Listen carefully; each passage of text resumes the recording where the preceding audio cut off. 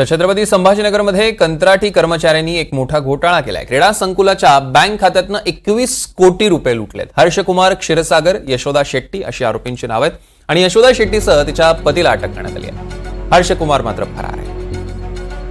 छत्रपती संभाजीनगरमध्ये कंत्राटी कामगारांकडून घोटाळा, क्रीडा संकुलाच्या बँक खात्यातनं तब्बल 21 कोटी लंपास केलेले आहेत। हर्षकुमार क्षीरसागर फरार आहेत। यशोदा शेट्टींचं तिच्या पतीला अटक करण्यात आली आहे।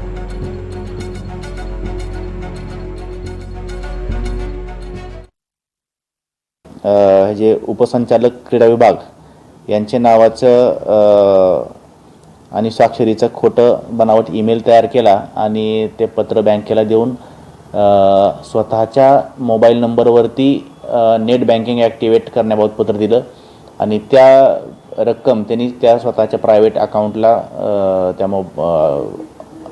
नेट बँकिंगद्वारे वर्ग केली आणि त्याच्यावरून ते इतर काही अकाउंटवरती ती रक्कम वर्ग झालेली आहे।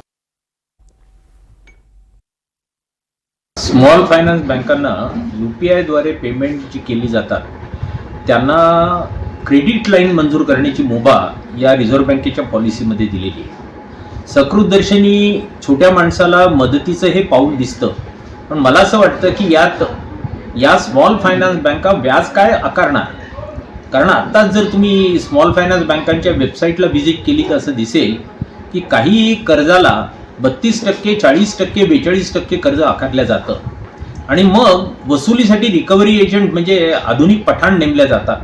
आणि हे जर होणार असेल तर मला वाटतं याचा फायदा होण्यापेक्षा तोटा मोठ्या प्रमाणावर सामान्य माणसाला होईल